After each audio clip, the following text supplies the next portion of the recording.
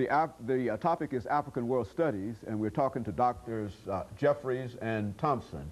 Dr. Jefferies, before we had our first commercial break, both you and Dr. Thompson gave us excellent information dealing with your background and experience and the organization that the two of you represent.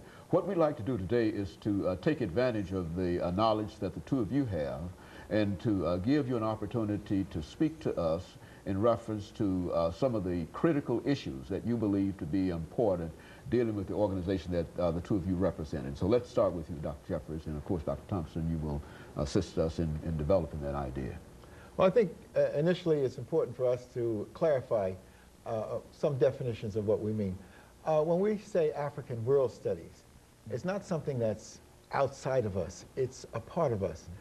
We, as people of African descent, realize that whatever we do in America is a part of African World Studies. And so we need to relate it. And we use the term Pan-Africanism, meaning the connectedness between peoples of African background. So we don't want to define African World Studies as some strange thing outside of us. It's a part of us. What we do as Africans in America and African Americans is a part of African World Studies. Our great leaders understood that, and they linked up with the African peoples wherever they found them. So we have, as individual scholars, our own background, but we've bonded together in intellectual and spiritual organizations, and the Association for the Study of Classical African Civilization is one. The idea was birthed in 1984, and it was institutionalized in Los Angeles. It was institutionalized in 1985 in Chicago with Dr. Thompson and Dr. Carruthers and others at the Center for Inner City Studies and the Kemetic Institute. And then they had the next major conference in 1986 in New York. And we helped organize that at the City University of New York, where I've been a professor for the last 30 or so years in African World Studies.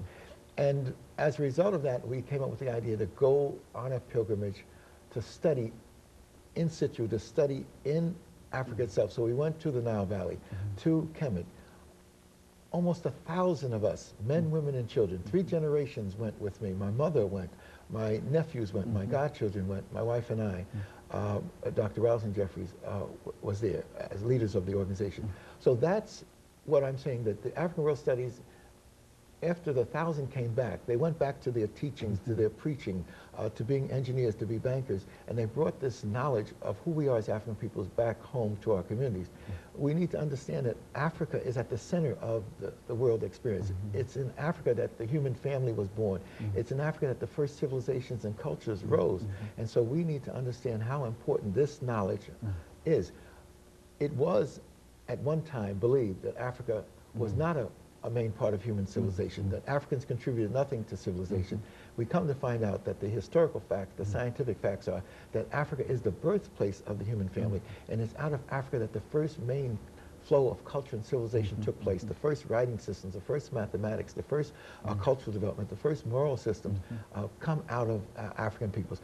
African World Studies helps us to systematize that process and put it in the classrooms and put it in our homes and put it in our institutions. Very good. You know, Dr. Thompson, within that context, if you had to identify what your organization considered to be one of the major issues that you have to promote now at this particular time, outside of the fact that you have to tell more people about Africa, what would be the major issue that would center around this organization?